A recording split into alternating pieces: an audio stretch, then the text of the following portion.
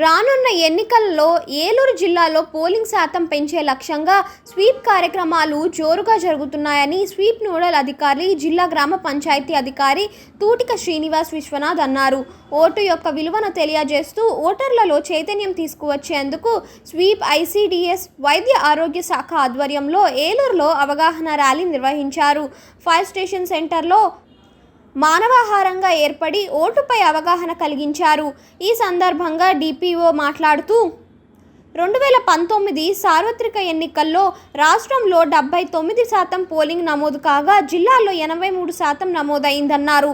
జిల్లాలో అత్యల్పంగా ఏలూరు నియోజకవర్గంలో ఓటింగ్ శాతం 68గా నమోదయ్యిందని, ఇది రాష్ట్ర యావరేజ్ కన్నా తక్కువని గుర్తు చేశారు.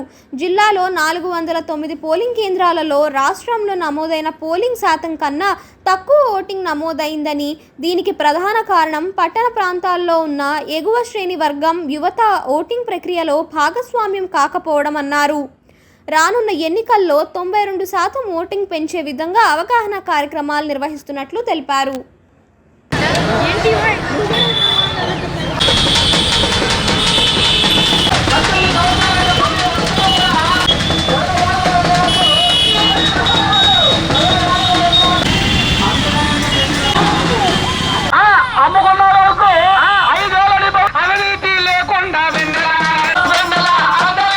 రానున్న ఎన్నికలలో పట్టణ ప్రాంతాల్లోని ముఖ్యంగా జిల్లాలోని ఓటర్స్ టర్నౌట్ శాతాన్ని పెంచాలని చెప్పి గౌరవ జిల్లా కలెక్టర్ గారు శ్రీ ప్రసన్న వెంకటేష్ గారి ఆదేశాల మేరకు జిల్లాలో 45 రోజుల పాటు కంటిన్యూగా స్వీప్ యాక్టివిటీస్ జరుగుతూ ఉన్నాయి. ప్రధానంగా ఓటర్స్ని చైతన్యపరిచి ఓటర్స్ టర్నౌట్ పెంచాలన్న ముఖ్య ఉద్దేశంతోనే ఎలక్షన్ కమిషన్ ఆఫ్ ఇండియా వారి ఆదేశాల మేరకు జిల్లాలో బృహత్తర కార్యక్రమాలు చేపట్టడం జరిగింది. ఇప్పటికే మన స్టేట్ యావరేజ్ 79.4% ఓటర్ టర్నౌట్స్ ఉంటే ఏలూరు జిల్లా ఓటర్స్ టర్నౌట్ గత ఎన్నికల్లోని 83% ఉంది.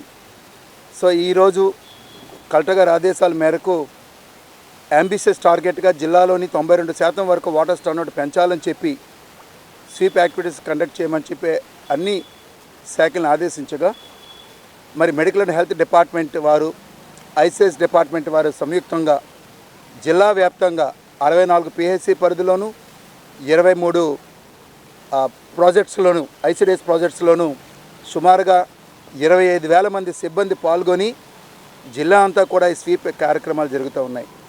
ఈ సందర్భంగా మేము జిల్లా ప్రజలందరికీ అపీల్ చేస్తూ ఉన్నాం. రానున్న ఎన్నికలలోని ప్రతి ఒక్కరూ కూడా ఓటు హక్కును వినియోగించుకోవాలి, అలాగే సమాజ అభివృద్ధిలోని భాగస్వాములు కావాలని చెప్పి కోరుతూ ఉన్నాం. ముఖ్యంగా మనకి జిల్లాలో ఉన్నటువంటి 7 నియోజకవర్గాల్లో మరి ఏలూరు నియోజకవర్గంలోని అత్యంత చైతన్యవంతమైన నియోజకవర్గం. చదువుకున్న వాళ్ళు ఉన్నారు, ఉద్యోగస్తులు ఉన్నారు. కానీ ఇది రాష్ట్ర యావరేజ్ కన్నా, జిల్లా యావరేజ్ కన్నా కేవలం 68% మాత్రమే టర్నౌట్ ఉండడం మాత్రం చాలా బాధాకరమైన విషయం. సో పట్టణ ప్రాంతాల్లోని పూర్తి స్థాయిలో స్వీప్ అవగాహన కార్యక్రమాలు ఏర్పాటు చేసి అండ్ ఓటర్స్ టర్నౌట్ పెంచే విధంగా, ముఖ్యంగా ఎథికల్ ఓటింగ్ అంటే ఎథికల్ ఓటింగ్ అంటే ఎవరు కూడా గిఫ్ట్లకు కానీ డబ్బుకు కానీ మరి ఇటువంటి వాటికి ఓటు నమ్ముకునే పరిస్థితి లేకుండా సామాజిక చైతన్యాన్ని పెంచాలని, అర్బన్ అపతీని తొలగించాలని, యూత్లో ఉన్నటువంటి నాకే ముందులే నేను ఓటేస్తే ఏమవుతుంది, ప్రజాస్వామ్యంలో ఏమన్నా సరే ఇబ్బంది ఉంటుందని ప్రక్రియ కాకుండా అండ్ యూత్ డిస్కంటెంట్ కూడా మనం డిస్కరేజ్ చేసి వాళ్ళందరినీ కూడా భాగస్వాములు చేయాలని చెప్పి మరి స్వీప్ కార్యక్రమాలు చేస్తూ ఉన్నాం. చాలా సంతోషం. మరి డిఎంఎన్హెచ్ఓ మేడం గారు, ఐసీడీఎస్ మేడం గారు వీళ్ళందరి సహకారంతో ఈరోజు జిల్లాలో 25,000 మంది టోటల్గా స్వీప్ కార్యక్రమాల్లో భాగస్వాములు అయ్యారు. ప్రజలందరూ కూడా రానున్న ఎన్నికల్లోని ఓటర్స్ టర్నౌట్లో భాగస్వాములు కావాలని చెప్పి కోరుకుంటూ, ప్రజాస్వామ్యానికి ఓటే పునాది కాబట్టి సామాజిక బాధ్యతలో భాగంగా రాజ్యాంగం కల్పించిన హక్కును వినియోగించుకోవాలని చెప్పి ఈ సందర్భంగా జిల్లా స్వీప్ నోడల్ అధికారిగా మీ అందరికీ నేను అపీల్ చేస్తూ ఉన్నాను జిల్లా యంత్రాంగం తరఫున.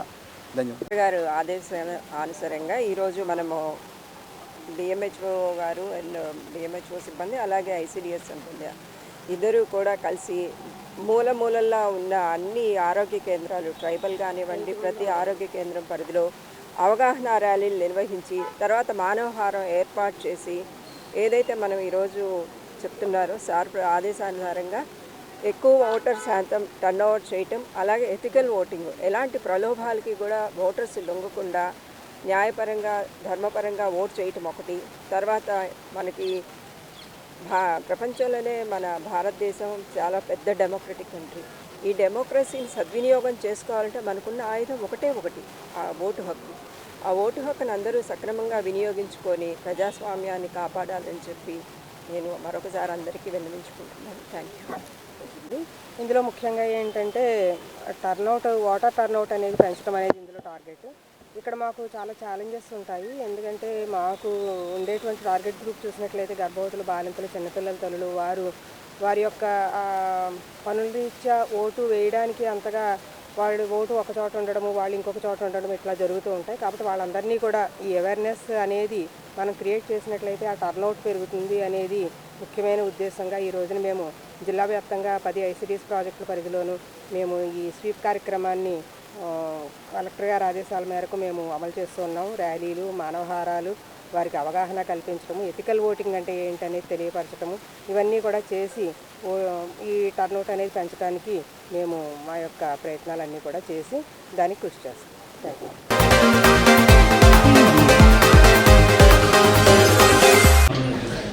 రానున్న ఎన్నికల నేపథ్యంలో సోషల్ మీడియాలో వచ్చే పోస్టులను క్షుణ్ణంగా చదివి ఫార్వర్డ్ చేయాలా, లేకుంటే దాని పరిణామాలు ఫార్వర్డ్ చేస్తున్న వ్యక్తి కూడా అనుభవించాల్సి ఉంటుందని ఏలూరు జిల్లా ఎస్పీ మేరీ ప్రశాంతి హెచ్చరించారు.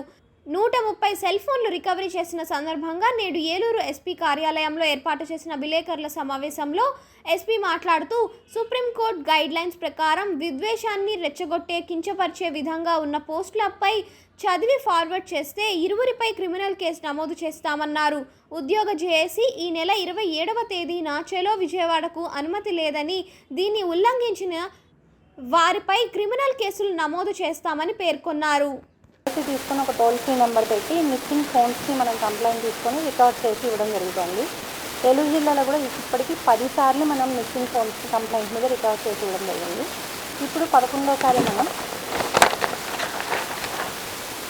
టోటల్ 130 ఫోన్స్ డిసెంబర్, జనవరి నెలలో పోయాయని వచ్చిన కంప్లైంట్లలో 130 ఫోన్లను రికవరీ చేసి ఇవ్వడం జరుగుతుంది. వీటి విలువ నియర్లీ 20 lakh రూపీస్. ఇప్పటి వరకు మనం 2,90,00,000 విలువ గల మొత్తం 1455 సెల్ ఫోన్స్ రికవర్ చేసి ఇవ్వడం జరిగింది. సో ప్రజలకు కూడా విజ్ఞప్తి ఏంటి అంటే కొంచెం జాగ్రత్తగా ఉండాలి. అలాగే స్ట్రాంగ్ పాస్వర్డ్ ఒకటి పెట్టుకోవాలి. బ్యాకప్ అంతా ఫైండ్ మై ఫోన్ ఇట్లాంటి ఆప్షన్స్ అన్నీ పెట్టుకున్నట్లయితే ఫోన్ పోయినా దాన్ని రికవర్ చేయడం ఈజీగా ఉంటుంది. అలాగే మనము ఈవెన్ సెల్ షాప్ ఫోన్ వాళ్ళకు కూడా, సెల్ ఫోన్ షాప్ వాళ్ళకు కూడా ఇన్స్ట్రక్షన్స్ ఇవ్వడం జరిగింది. ఐడి ప్రూఫ్ లేకుండా సెకండ్ హ్యాండ్ ఫోన్లు అట్లాంటివి కొనుగోలు చేయొద్దు అని. సో ప్రజలు కొంచెం అప్రమత్తంగా ఉన్నట్లయితే ఈ సెల్ ఫోన్ పోవడం అన్నది తగ్గుతుంది.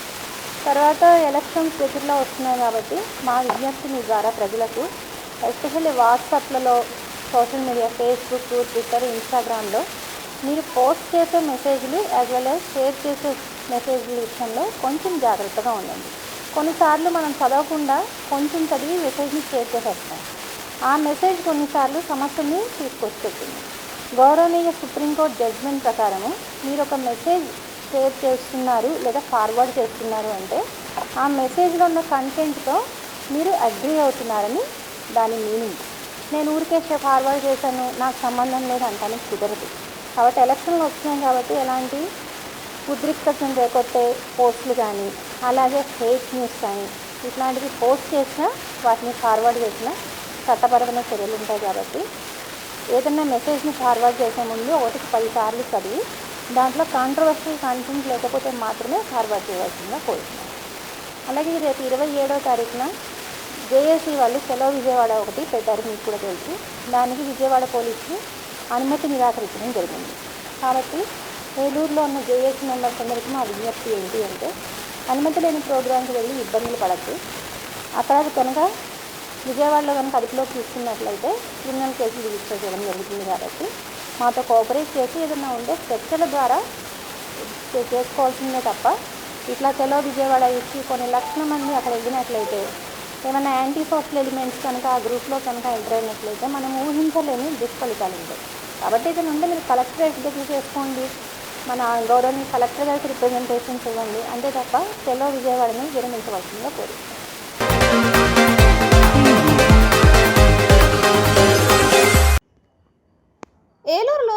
శుక్రవారం వన్ టౌన్లో ఉన్న ఖురేషీ మస్జిద్ కమిటీ ఆహ్వానం మేరకు మన డిప్యూటీ సీఎం ఏలూరు శాసనసభ్యులు ఆళ్ల నాని విచ్చేశారు.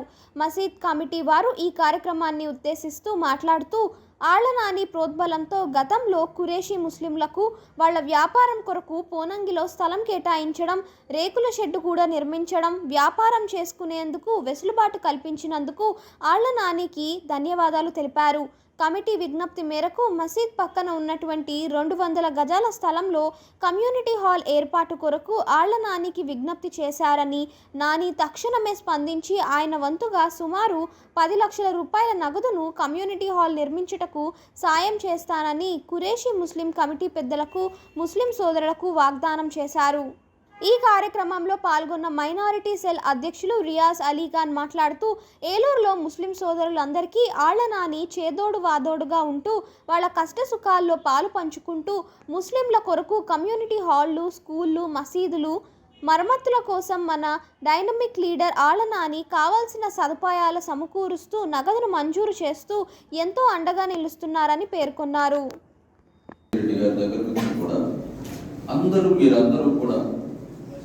ముఖ్యంగా ముస్లిం మైనారిటీ వర్గాలకు సంబంధించి మీరందరూ కూడా రాజశేఖర రెడ్డి గారు, ఆ తర్వాత మళ్ళీ మన ప్రీతమ ముఖ్యమంత్రి జగన్మోహన్ రెడ్డి గారు, మీరందరూ కూడా అండదండలు అందిస్తూ అండగా ఉంటూ ఈరోజు వైఎస్ఆర్ కాంగ్రెస్ పార్టీ ప్రభుత్వం రాష్ట్రంలో ఏర్పడిందన్న, ఆయన ముఖ్యమంత్రి అయ్యారన్న మీ అందరి సహకారం కూడా చాలా ఎక్కువ, మీ అందరి పాత్ర కూడా చాలా ఎక్కువ. ఈరోజు వైఎస్ఆర్ కాంగ్రెస్ పార్టీ ప్రభుత్వం ఈ రాష్ట్రంలో ఏర్పడ్డారు. ఏ నమ్మకంతో అయితే, ఏ ఆలోచనతో అయితే మీరు జగన్మోహన్ రెడ్డి గారిని ముఖ్యమంత్రి చేశారో, ఆ ఆలోచనలు, ఆ నమ్మకాన్ని వమ్ము చేయకుండా ఆయన నిరంతరం ఈ రాష్ట్రంలో ఉన్నటువంటి పేద ముస్లిం మైనారిటీ వర్గాలకు సంబంధించి ఏ విధంగా సేవలు అందిస్తూ వస్తూ ఉన్నారో మనం చూస్తూ ఉన్నాం. ఆ మహానేత చూపించినటువంటి దారిలో నడుస్తూ ఈ రాష్ట్రంలో గతంలో స్వతంత్రం వచ్చిన తర్వాత ఎప్పుడూ లేనటువంటి విధంగా ముస్లిం మైనారిటీ వర్గాల వారికి 5% రిజర్వేషన్లు కల్పించినటువంటి నాయకుడు ఆ రాజశేఖర రెడ్డి గారు. అటువంటి పరిస్థితుల్లో ఆ రిజర్వేషన్ ద్వారా సమానమైనటువంటి హక్కులు ఇతర వర్గాల వారితో పాటు పేద ముస్లిం వర్గాల వారు కూడా సమానమైనటువంటి హక్కులు ఈ రాష్ట్రంలో పొందుతూ ఎన్నో ఉన్నతమైనటువంటి భవిష్యత్తును అందుకునే పరిస్థితుల్లో అడుగులు ముందుకు వేస్తున్నారు. దానితోనే అంతా అయిపోయింది. మనం పేదలకు సంబంధించి, ముస్లిం వర్గాల వారికి సంబంధించి మనం అన్ని పనులు చేసామని జగన్మోహన్ రెడ్డి గారు అనుకోలేదు.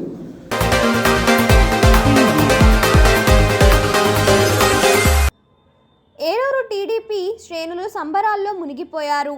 ఏలూరు నియోజకవర్గ అభ్యర్థిగా తెలుగుదేశం పార్టీ కన్వీనర్ బడేటి చంటిని ప్రకటించడంతో పార్టీ శ్రేణుల్లో నూతన ఉత్సాహం వెల్లువిరిసింది. ఉండవల్లిలోని చంద్రబాబు నాయుడు నివాసంలో జనసేన పార్టీ అధినేత పవన్ కళ్యాణ్తో కలిసి మీడియా సమావేశం ఏర్పాటు చేసి ఉమ్మడి అభ్యర్థులను ప్రకటించారు. మొదటి విడతలోనే బడేటి చంటిని అభ్యర్థిగా ప్రకటించారు. సమాచారం తెలిసిన వెంటనే వందల మంది పార్టీ శ్రేణులు బడేటి క్యాంప్ కార్యాలయానికి చేరుకున్నారు.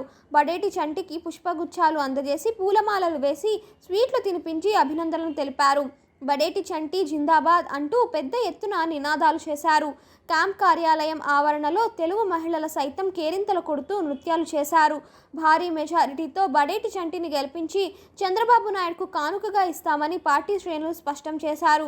ఈ సందర్భంగా ఏలూరులోని బడేటి స్వగృహంలో కుటుంబ సభ్యులతో కలిసి ఏర్పాటు చేసిన మీడియా సమావేశంలో ఉమ్మడి అభ్యర్థి టీడీపీ ఏలూరు నియోజకవర్గ కన్వీనర్ బడేటి చంటి మాట్లాడుతూ మొదటి జాబితాలో తన పేరు ప్రకటించిన చంద్రబాబు నాయుడు, పవన్ కళ్యాణ్కు కృతజ్ఞతలు తెలిపారు. టీడీపీ జనసేన కూటమి అభ్యర్థిగా ఏలూరు నియోజకవర్గంలో భారీ మెజారిటీతో ఘన విజయం సాధించి ప్రజానాయకుడు తన సోదరుడు బుజ్జికి అంకితం ఇచ్చి చంద్రబాబు నాయుడు, పవన్ కళ్యాణ్లకు కానుకగా ఇస్తా అన్నారు. పార్టీ అధిష్టానం ఆదేశాల మేరకు అన్ని కార్యక్రమాలను విజయవంతంగా నిర్వహించానని, ప్రజల విశ్వాసం పొందానన్నారు. 4.5 సంవత్సరాలుగా తాను చేసిన ప్రతి కార్యక్రమానికి పార్టీ కార్యకర్తలు అండగా ఉన్నారని చెప్పారు. మరి ఈ రోజున ఏదైతే చంద్రబాబు నాయుడు గారు, పవన్ కళ్యాణ్ గారు మా కుటుంబం మీద నమ్మకంతో కానీ, అలాగే బడేటి బుజ్జి గారు చేసిన సేవలు కానీ గుర్తించి మళ్ళీ మా కుటుంబానికి ఏదైతే ఉమ్మడి అభ్యర్థిగా మరి నన్ను ప్రకటించడం జరిగిందో ముందుగా వాళ్ళందరికీ కూడా ధన్యవాదాలు తెలుపుతున్నాను. తప్పనిసరిగా నేనేదైతే కష్టపడ్డానో, నేనేదైతే కార్యక్రమాలు చేశారో, ముఖ్యంగా అదంతా కూడా లోకేష్ గారు గుర్తించారు. తప్పనిసరిగా నువ్వైతే విజయం సాధిస్తావని చెప్పి ఆయన నమ్మకం కలిగించుకున్నారు. నేనేదైతే ప్రజెంటేషన్ చేశానో దాన్ని ఆయన నమ్మారు. ప్రజల విశ్వాసాన్ని మా కుటుంబం చూరగొన్నదనేది ఆయన ఏదైతే నమ్మి నన్ను ప్రకటించారో దాన్ని ప్రజలకి నేను ఒమ్ము లేకోకుండా సేవ చేయవలసిన అవసరం నా మీద ఉంది. అలాగే నా కార్యకర్తలు కూడా ఇవాల్టి వరకు 4.5 సంవత్సరాల్లో బుజ్జి గారి మీద అచంచలమైన విశ్వాసంతో నాకు వెన్నంటి నడిపించారు. వాళ్ళ కష్టం కూడా ఇందులో ఉంది. ఇవాళ మొదటి లిస్టులోనే నా పేరు ప్రకటించడం అనేది చాలా గర్వంగా ఉంది నాకు. ఎందుకనంటే బడేటి బుజ్జి గారు చేసిన సేవలు కానీ, మా కుటుంబం పట్ల వాళ్ళకున్న విధేయతను కానీ నేను రేపొద్దున వాళ్ళకి రుణం తీర్చుకోవాల్సిన అవసరం ఎంతైనా ఉంది. దీనికి ఒక కానుకగా, ఎందుకనంటే అత్యధిక మెజారిటీతో ఇవ్వాల్సిన అవసరం ఎంతైనా ఉంది. ఎందుకనంటే బడేటి బుజ్జి గారికి అంకితం ఇవ్వాలి ఆ విజయాన్ని.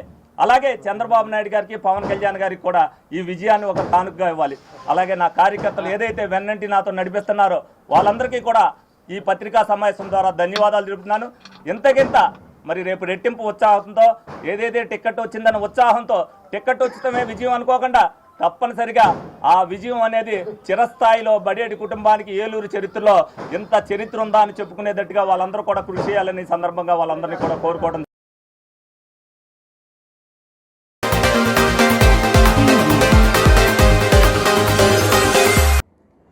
వైఎస్ జగన్మోహన్ రెడ్డి ముఖ్యమంత్రి అయిన తర్వాత వ్యాపార వర్గాల వారు సంతోషంగా ఉన్నారని వైసీపీ వాణిజ్య విభాగం రాష్ట్ర అధ్యక్షులు కుప్పం ప్రసాద్ తెలిపారు. ఏలూరులోని వైసీపీ జిల్లా కార్యాలయంలో ఏర్పాటు చేసిన మీడియా సమావేశంలో ప్రసాద్ మాట్లాడుతూ, ముఖ్యమంత్రి జగన్మోహన్ రెడ్డి ప్రజలకు అందజేస్తున్న సంక్షేమ పథకాల వల్ల వారు ఆర్థికంగా అభివృద్ధి చెందడమే కాకుండా కొనుగోలు శక్తి పెరిగిందని, వ్యాపారం అభివృద్ధి సాధించిందన్నారు. టీడీపీ ప్రభుత్వ హయాంలో వ్యాపారస్తులపై నిత్యం దాడులు జరుగుతుండేవని, జగన్మోహన్ రెడ్డి ప్రభుత్వంలో ప్రశాంతంగా వ్యాపారాలు చేసుకుంటున్నారని చెప్పారు. ఆర్యవైశ్యులకు వైసీపీ ప్రభుత్వం సముచిత స్థానం ఇచ్చిందన్నారు. అమరజీవి పొట్టి శ్రీరాములు జయంతి, వర్ధంతి కార్యక్రమాలను ప్రభుత్వమే నిర్వహిస్తుందని తెలిపారు. ముందుగా ఈరోజు రాష్ట్రంలో వైఎస్ జగన్మోహన్ రెడ్డి గారు ముఖ్యమంత్రి అయిన తర్వాత వ్యాపార వర్గాలన్నీ కూడా చాలా సంతోషంగా ఉండే పరిస్థితి. దానికి ముఖ్య కారణం వారు డీబీటీ స్కీమ్ ద్వారా డైరెక్ట్ బెనిఫిషియరీకి వేయటం వల్ల ఆ డబ్బులన్నీ కూడా డైరెక్ట్గా మళ్ళీ వ్యాపారాలకి, ఒక వ్యక్తికి 15,000 పడ్డా 50,000 పడ్డా ఆ డబ్బులన్నీ తీసుకొని మళ్ళీ ఒక చిల్లర కొట్టుకో, బట్టల షాప్కో, బంగారం కొట్టుకో ఇట్లా వెళ్తుంటాడు. కాబట్టి ఈ యొక్క వ్యాపారాలన్నీ కూడా ఇతర రాష్ట్రాలతో పోల్చుకుంటే ఆంధ్ర రాష్ట్రం వ్యాపారాలన్నీ కూడా చాలా బాగా ఉన్నాయి. ముఖ్యంగా దానికి కారణం అయితే అదే. ఈరోజు దేశంలో ఎక్కడా లేని విధంగా ఈ రాష్ట్రంలో చేయటం వల్ల కోవిడ్ టైంలో కూడా అన్ని రాష్ట్రాలు కూడా ఇబ్బంది పడ్డాయి. ఇక్కడ ఎక్కడ కూడా ఇబ్బంది లేకుండా ఉందంటే కారణం ఈ యొక్క స్కీమ్ ద్వారానే. ముఖ్యంగా వ్యాపారస్తుల మీద ఎప్పుడు కూడా జగన్మోహన్ రెడ్డి గారు ముఖ్యమంత్రి అయిన తర్వాత దాడులు అనేవి మనం ఎక్కడా చూడలేదు. ఇదివరకైతే ఎప్పుడు వ్యాపారస్తులందరూ కూడా భయంగా ఉండేవాళ్ళు. బంగారం కొట్ల మీద దాడులు, లేకపోతే ఇంకో చిల్లర కొట్ల మీద దాడులు, ఇంకో దాని మీద దాడులు, ఈ విధంగా ఉండేవి. ఈ యొక్క జగన్మోహన్ రెడ్డి గారు ముఖ్యమంత్రి అయిన తర్వాత ఎక్కడా కూడా ఈ యొక్క ఇబ్బంది లేదు. ముఖ్యంగా వారు వైశ్యులకు కూడా, వ్యాపార వర్గాలన్నీ కూడా ఆర్యవైశ్యులు ఎక్కువ ఉంటూ ఉంటారు, వారికి కూడా చాలా మంచి చేశారు. ముఖ్యంగా వారు ముఖ్యమంత్రి అయిన తర్వాత ఆర్యవైశ్యులందరూ కూడా అమరజీవి పొట్టి శ్రీరాములు గారు 58 రోజులు ఆమరణ నిరాహార దీక్ష చేసిన తర్వాత ఈ రాష్ట్రం నవంబర్ 1 ఆంధ్ర రాష్ట్ర అవతరణ ఏర్పడింది, అందరూ కూడా చేసుకుంటున్నారు అని పాదయాత్రలో వైశ్యులందరూ కూడా వారికి అర్జీలు ఇవ్వడం జరిగింది. చంద్రబాబు నాయుడు జూన్ 2వ తేదీ ఆంధ్ర రాష్ట్ర అవతరణ చేస్తున్నారు, నవంబర్ 1 చేయాలని చెప్పిన పిమ్మట వారు ముఖ్యమంత్రి నేను అయిన తర్వాత ఎమ్మటే నవంబర్ 1 చేస్తానని చెప్పడమే కాకుండా పొట్టి శ్రీరాములు గారు జయంతులు, వర్ధంతులు కూడా అధికారికంగా చేయడం జరిగింది. ముఖ్యంగా ఇంకా వైశ్యులకు వచ్చేసి ఎన్నో కార్యక్రమాలు టీటీడీ బోర్డులో తెలుగుదేశం గవర్నమెంట్లో ఎప్పుడు కూడా ఆర్యవైశ్యులకి ప్రాధాన్యత ఇచ్చిన దాఖలా లేదు. ఎప్పుడు కూడా చంద్రబాబు నాయుడు ముఖ్యమంత్రి ఉన్నన్ని రోజులు కూడా టీటీడీ బోర్డులో ఒక్క ఆర్యవైశ్యుడికి కూడా ఎప్పుడు కూడా ప్రాధాన్యత లేదు. జగన్మోహన్ రెడ్డి గారు ముఖ్యమంత్రి అయిన తర్వాత 3 పర్యాయాలు కూడా కడప నుంచి ఇద్దరికి, ఒంగోలు నుంచి ఒకరికి ప్రతిసారి కూడా టీటీడీ బోర్డులో అవకాశం ఇస్తున్నారు. ముఖ్యంగా అర్బన్ డెవలప్మెంట్ కార్పొరేషన్ చైర్మన్ 2 ఇవ్వటం, ఎన్విరాన్మెంట్ కార్పొరేషన్ చైర్మన్ ఆర్టీఐ కమిషనర్గా ఇవ్వటం, ఇలా వైశ్యులకి అవే కాకుండా మనం చూసుకుంటే దరిదాపు ప్రతి గుళ్ళో కూడా వైశ్యులకి చైర్మన్ బోర్డు నెంబరో లేని గుళ్ళు లేకుండా ఈరోజు ఆర్యవైశ్యులకు ప్రాధాన్యత కల్పించారు. ముఖ్యంగా వేల కోట్ల రూపాయల ఆస్తులు ఆర్యవైశ్యులు అన్నీ కూడా అన్యాకాంతమవుతున్నాయి అని చెప్తే అవన్నీ కూడా కన్యకా పరమేశ్వరికి సంబంధించిన గుళ్ళన్నీ కూడా ఆర్యవైశ్యులే అవన్నీ పరిపాలించుకునే విధంగా జీవో ఇవ్వటం జరిగింది. ఆర్యవైశ్యులకి చింతామణి నాటకము అది కొంచెం ఇబ్బందిగా ఉంది అంటే ఆ చింతామణి నాటకం కూడా ఆపేసే జీవో ఇచ్చిన ఘనత జగన్మోహన్ రెడ్డి గారు. ఇకపోతే ఖచ్చితంగా జగన్మోహన్ రెడ్డి గారిని మీరందరూ కూడా మరొకసారి వారు ఒకసారి అవకాశం ఇస్తే వారు ఏ విధంగా మనకి ఆర్యవైశ్యులకి వ్యాపారస్తులకు ఏ విధంగా వారు అండగా ఉన్నారో ఇంకొకసారి అవకాశం ఇవ్వాల్సిన అవసరం ఉందని తెలియపరుస్తూ, ముఖ్యంగా ఈ యొక్క కార్యక్రమంలో పాల్గొన్న యుగంధర్ శ్రీనివాస్ గారికి, రాంబాబు గారికి, సురేష్ కుమార్ గారికి, అనిల్ కుమార్ గారికి, సదానంద్ గారికి, బ్రహ్మయ్య గారికి, బాలకృష్ణ గారికి, జైన్ గారికి అందరికి కూడా హృదయపూర్వక ధన్యవాదాలు. నా పేరు Kuppam Prasad, Arya Vaishya welfare and development corporation చైర్మన్ని, వాణిజ్య విభాగం రాష్ట్ర అధ్యక్షుడిని. ముఖ్యంగా ఈ కార్యక్రమంలో పాల్గొన్న మీడియా మిత్రులందరికీ కూడా హృదయపూర్వక ధన్యవాదాలు.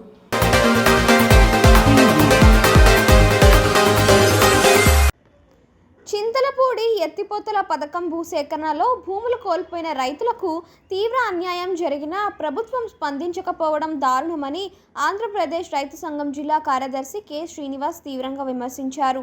శుక్రవారం చింతలపూడిలోని గురుబట్లగూడెం రోడ్డులో చిట్లూరి అంజిబాబు ఇంటి వద్ద చింతలపూడి ఎత్తిపోతల పథకం భూ నిర్వాసిత రైతుల సమావేశం నిర్వహించారు. న్యాయమైన పరిహారం కోసం ఉద్యమం చేపట్టాలని సమావేశంలో తీర్మానించారు. ఈ సందర్భంగా కె శ్రీనివాస్ మాట్లాడుతూ 2013 భూసేకరణ చట్ట ప్రకారం భూసేకరణ కోసం నోటిఫికేషన్ ఇచ్చిన 5 సంవత్సరాల లోపు భూసేకరణ భూములలో ఎటువంటి కార్యక్రమాలు నిర్వహించకపోతే ఆ భూములు తిరిగి రైతులకు అప్పగించాలన్నారు. చింతలపూడి ఎత్తిపోతల పథకం భూసేకరణ కోసం 2015, 2016లలో నోటిఫికేషన్ ఇచ్చారని, 7 ఏళ్లు కావస్తున్నా రైతులకు పరిహారం ఇవ్వలేదని, కాబట్టి ఆ నోటిఫికేషన్లు రద్దు చేసి కొత్త నోటిఫికేషన్ ఇచ్చి ప్రైవేట్ మార్కెట్ విలువ ప్రకారం పట్టిసీమ ఎత్తిపోతల పథకం తరహాలో రైతులకు పరిహారం చెల్లించి న్యాయం చేయాలని డిమాండ్ చేశారు. ప్రైవేట్ మార్కెట్ విలువ ప్రకారం చింతలపూడి పరిహారం చెల్లించాలి, న్యాయం చేయాలి. ఇబ్బంది పడుతున్న పరిస్థితి కూడా కనపడతా ఉన్నది. మరి మా గోడు వినండి అని చెప్పేసి రైతులు అనేక సందర్భాల్లో చెప్పినా సరే అధికారులు కానీ ప్రభుత్వం కానీ ఇవాళ పెడచెవులు పెడుతున్న పరిస్థితి కనపడతా ఉన్నది. ఒకవైపు ఏమో చింతలపూడి ఎత్తిపోతల పథకం పూర్తి చేసి మెట్ట ప్రాంతానికి దాదాపు 4.5 లక్షల ఎకరాలకు నీళ్లు ఇవ్వాలని చెప్పేసి బయట ప్రజలు రైతులు కూడా డిమాండ్ చేస్తూ ఉన్నారు. మేము రైతు సంఘాలుగా కూడా డిమాండ్ చేస్తూ ఉన్నాం.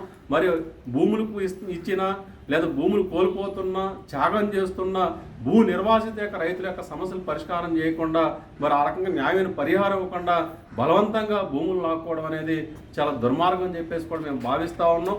కాబట్టి ఇప్పటికైనా ఇవాళ పాత నోటిఫికేషన్ రద్దు చేసి కొత్త నోటిఫికేషన్ ఇచ్చి ప్రైవేట్ మార్కెట్ విలువ ఆధారంగా రైతులకు పరిహారం చెల్లించి న్యాయం చేయాలని చెప్పేసి కూడా మేము ఈ రైతుల తరఫున రైతు సంఘంగా డిమాండ్ చేస్తూ ఉన్నాం. కాబట్టి అంతేకాకుండా ఏదైతే రెవెన్యూ రికార్డుల్లో ఈ భూములు బ్లాక్ లిస్ట్లో పెట్టారు ఆ బ్లాక్ లిస్ట్ నుంచి తొలగించాలని చెప్పేసి కూడా మేము కోరుతా ఉన్నాం.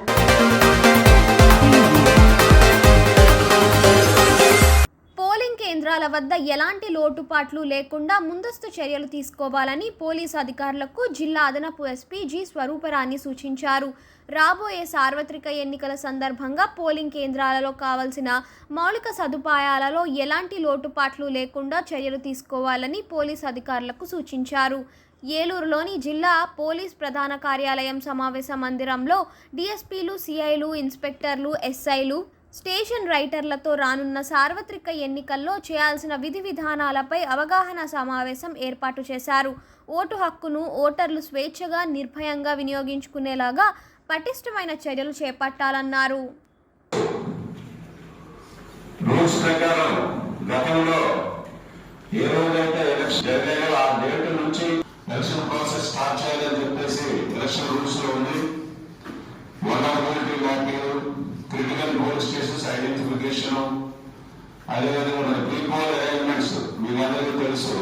వెపన్స్ డెఫినేషన్ లో వెళ్ళిపోతాం. మన మీద చర్యలు తీసుకోవాలంటే ఎవరిని election commission free and fair elections లో మనం జరగడానికి మన పోలీస్ రోల్ చాలా ఇంపార్టెంట్, మేజర్ రోల్ మనందరికీ తెలుసు. సో ఇప్పుడు కమింగ్ ఎలక్షన్స్లో మనం అందరం ఒక ఇంపార్టెంట్ రోల్ ప్లే చేయబోతున్నాం కాబట్టి అది చాలా ఫెయిర్గా ఉండడం కోసం మనం ఇప్పుడు మన ఈ కార్యక్రమం ఏర్పాటు చేయడం జరిగింది. మనందరికీ తెలుసు ప్రతిసారి ఎలక్షన్స్లో చాలామంది పార్టిసిపేట్ చేస్తూ ఉంటాము, కానీ అన్ని అవకాశాలు అందరికీ రావు. కాబట్టి మన ఎల్ఏ గారి వేళ ఏ కేసుని ఎగ్జాంపుల్గా చెప్తూ మనం ఏం చేయాలనేది ఆయన చెప్తారు. నాకు కూడా ఈ ఎలక్షన్స్లో పెద్దగా నేను ఒకే ఒకసారి నేను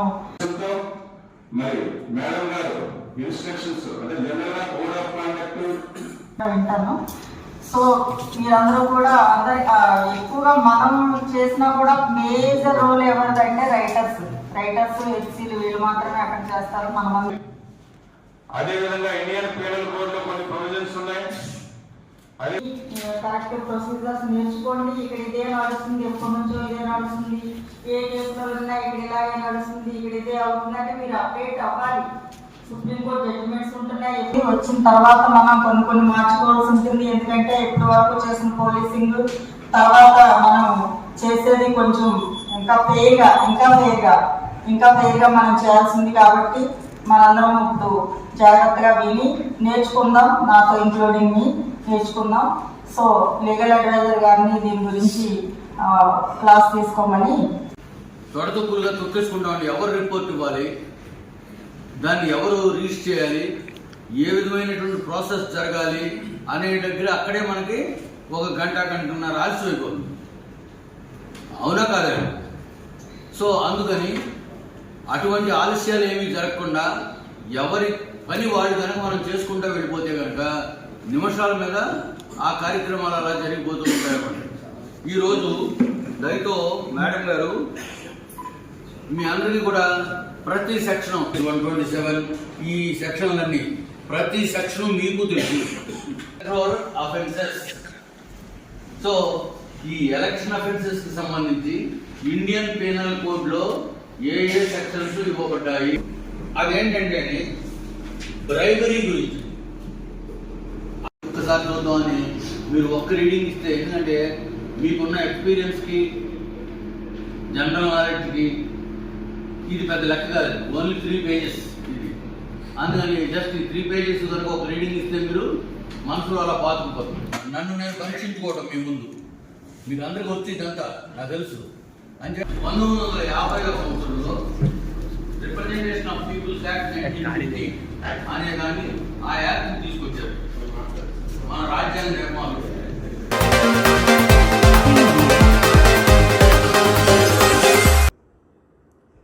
ఏలూరు చుట్టుపక్కల ఉన్న 7 గ్రామ పంచాయతీలను ఏలూరు నగరంలో విలీనం చేయడంతో పేదలకు ఉపాధి కరువైందని వ్యవసాయ కార్మిక సంఘం జిల్లా కార్యదర్శి పి రామకృష్ణ విమర్శించారు.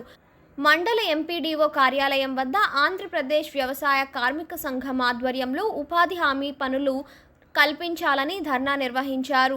ఈ ధర్నాలో పేదలకు ఉపాధి పనులు కల్పించాలని, పేదలను రాష్ట్ర ప్రభుత్వం ఆదుకోవాలి, ఏలూరులో విలీనం చేసిన గ్రామాలను రద్దు చేయాలంటూ నినాదాలు చేశారు. ఈ సందర్భంగా జిల్లా కార్యదర్శి మాట్లాడుతూ రాష్ట్ర ప్రభుత్వం 2020 సంవత్సరంలో ఏలూరు మున్సిపాలిటీలో 7 గ్రామ పంచాయతీలను విలీనం చేసిందన్నారు. వారి రాజకీయ ప్రయోజనాల కోసం వ్యవసాయ కుటుంబాలు, పేదలు, దళితులకు ఉపాధి లేకుండా పోయిందన్నారు. పోనంగి గ్రామంలో ఏలూరులో విలీనం చేయడం ద్వారా ఈరోజు పేదలు, దళితులకు పనులు లేక వలసపోతున్న దౌర్భాగ్య పరిస్థితి ఏర్పడిందన్నారు. పోనంగి గ్రామం నుంచి పేదలు ఉపాధి హామీ పనులు కావాలంటూ ఎండాఫ్స్ దగ్గరికి రావడం జరిగింది. ఆంధ్రప్రదేశ్ వ్యవసాయ కార్మిక సంఘం ఆధ్వర్యంలో ధర్నా నిర్వహించడం జరుగుతుంది. ప్రధానంగా ఈ పేదలందరూ కోరుతుంది 2020 వరకు మా గ్రామంలో ఉపాధి హామీ పనులు కల్పించారు. 2020 తర్వాత మా గ్రామాన్ని ఏలూరు నగరంలో కలపడం వల్ల ఇక్కడున్న పేదలందరికీ ఉపాధి హామీ పనులు లేకుండా పోయాయి.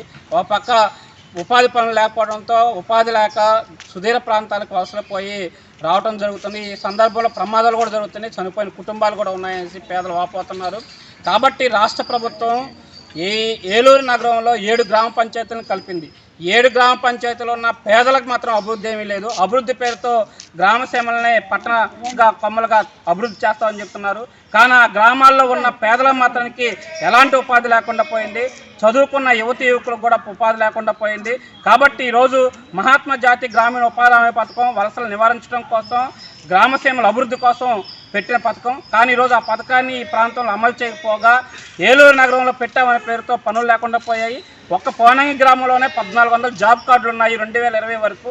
కానీ ఆ రోజు 1400 కుటుంబాలను రోడ్డును పడేసిన ఈ ప్రభుత్వం తర్వాత వాళ్ళ గురించి పట్టించుకోకపోవడం చాలా దుర్మార్గం.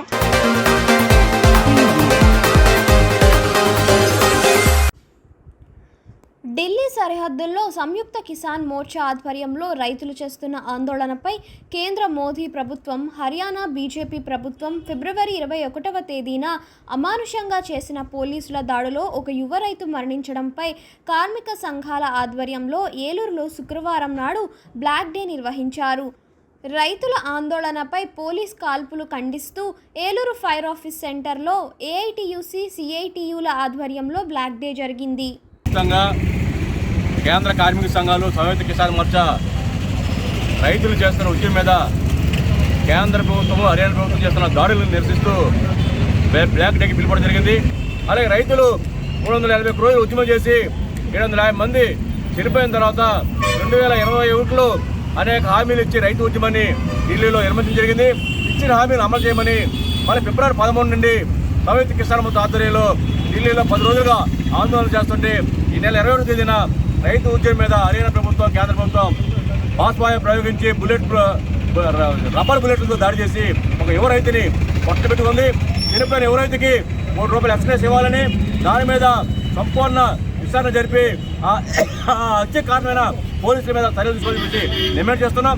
ఏవైతే కేంద్ర ప్రభుత్వం రైతాంగానికి ఇచ్చిన హామీలు ఉన్నాయో హామీలను అమలు చేయాలి, మద్దతు ధర ఇవ్వాలి. అలాగే 2020 విద్యుత్ సంస్కరణ బిల్లుని రద్దు చేయాలని కోరుతున్నాం. అలాగే కార్మికులకు సంబంధించి 44 చట్టాలు రద్దు చేసి 4 కోట్లుగా దిగొచ్చింది, 4 కోట్లుగా రద్దు చేసి కార్మికులు కాపాలని చెప్పి డిమాండ్ చేస్తున్నాం. లేని పక్షంలో 2024 ఏప్రిల్లో జరిగే పార్లమెంట్ ఎన్నికలలో ఢిల్లీలో ఉన్న మోడీ ప్రభుత్వాన్ని గద్దెదించే విధంగా ఉద్యమం చేస్తామని హెచ్చరిక చేస్తున్నాం. ఇవాళ కేంద్ర మోడీ ప్రభుత్వం అత్యంత నిరంకుశంగా, నియంతృత్వంగా ఇవాళ నిర్బంధ చర్యలతోటి ఢిల్లీ రైతాంగ ఉద్యమాన్ని అంచాలని చెప్పేసి ప్రయత్నాలు చేయడం చాలా దుర్మార్గం అని చెప్పేసి భావిస్తా ఉన్నాం.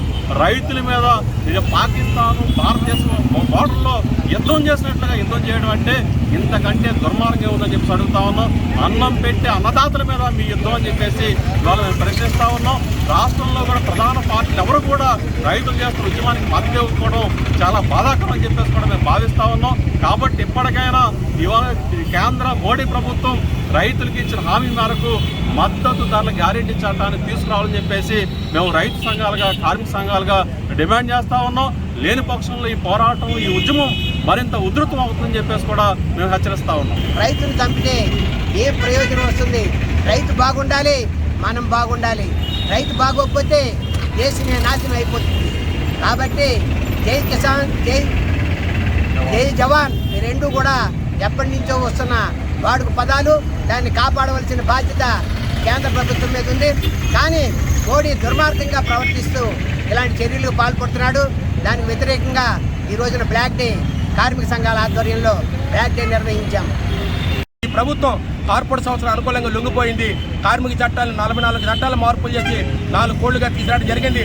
ప్రధానంగా రైతు కుటుంబానికి ₹1 నష్టపరిహారం ఇవ్వాలి, కాల్పులు జరిపిన పోలీసుల మీద 302 కేసులు పెట్టాలని చెప్పేసి ఏఐటీసీ, సిఐటీగా కార్మిక సంఘాలు డిమాండ్ చేస్తున్నాం. ఈ రోజున బ్లాక్ డేగా నరేంద్ర మోడీకి బ్లాక్ డే. రానున్న రోజుల్లో ఈ ప్రధానమంత్రి తగిన బుద్ధి చెప్పాలని చెప్పి కోరుతున్నాం. ఈ రాష్ట్రంలో జనసేన, తెలుగుదేశం, వైసీపీ కూడా రైతు మరణిస్తే కనీసం నోరు కూడా ఇప్పలేదు. బీజేపీ పురంధరేశ్వరి ఈ రాష్ట్రం రైతుల కోసం మాట్లాడుతూ పురంధరేశ్వరి ఢిల్లీలో రైతు చనిపోతే ఈ రోజు కూడా నోరు ఇప్పటి పరిస్థితి కనబడుతుంది. కాబట్టి రానున్న రోజుల్లో వామపక్షాలు, కార్మిక సంఘాలు బీజేపీ తగిన బుద్ధి చెప్తారని చెప్పి తెలియజేస్తున్నాం.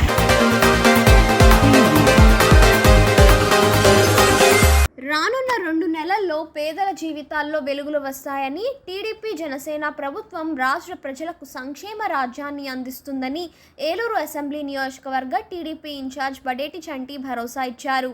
ఏలూరు 21వ డివిజన్ శాంతినగర్ 7వ రోడ్లో నిర్వహించిన ప్రజా సంకల్ప యాత్రలో పాల్గొన్న ఆయన ప్రజలను కలుసుకున్నారు. ప్రతి ఇంటికి వెళ్లి టీడీపీ జనసేన ప్రభుత్వం అధికారంలోకి వస్తే అమలు చేసే సూపర్ 6 పథకాలను ప్రజలకు వివరిస్తూ కరపత్రాలను పంపిణీ చేశారు. వైసీపీ ప్రభుత్వ పాలనలో అన్ని వర్గాలకు జరిగిన నష్టాన్ని వివరించడంతో పాటు మరోసారి జగన్కు ఓటు వేస్తే జరిగే దుష్పరిణామాలను బడేటి చంటి విపులంగా వివరించారు. మీకు చెప్పనవసరం లేదు, అయినా కూడా ప్రతి ఇంటికి వచ్చామనే ఒక ఇది ఉండాలి కదా. ఓటేయాలి, ఓటేయించాలి. బెస్ట్ ఆఫ్ లక్ నీకు. రావాలి ఓకే. ఈ అభిమానానికి కృతజ్ఞతని. తప్పనిసరిగా నేను ఒక ఆశయం కోసం వచ్చాను కానీ ఆశతో అయితే రాలేదు. మీరు ఏంటంటే మీరే తెలుగుదేశం జనసేన కూటమికి ఓటేయాలి, ఓటేయించాలనే నినాదంతో ఏదైతే సంకల్ప యాత్ర మొదలు పెట్టామో అందులో భాగంగా మరి శాంతినగర్ వాళ్ళ 3వ రోజు కూడా తిరగడం జరుగుతుంది. తప్పనిసరిగా ప్రతి ఒక్కరి ఇంటికి కూడా, ఎందుకంటే ప్రజలు అందుబాటులో ఉండే దగ్గరికి వాళ్ళ దగ్గరికి వెళ్ళాలి, వాళ్ళందరినీ కూడా చైతన్యపరచాలి.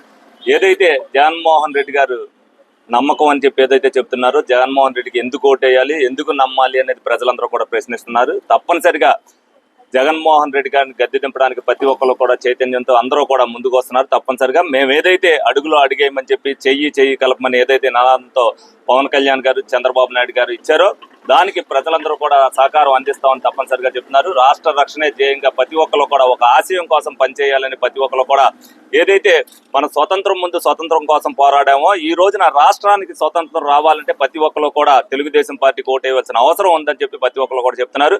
అదే నినాదంతో మరి ప్రతి ఒక్కరిని కూడా చైతన్యపరుస్తూ వాళ్ళందరినీ కూడా సంఘీభావం తెలపమని కోరుతున్నాం. తప్పనిసరిగా తెలుగుదేశం పార్టీ ఘంటాబద్ధంగా విజయం సాధించడం ఎలక్షన్లో ఖాయమని సందర్భంగా మీ అందరూ కూడా చెప్పడం జరుగుతుంది.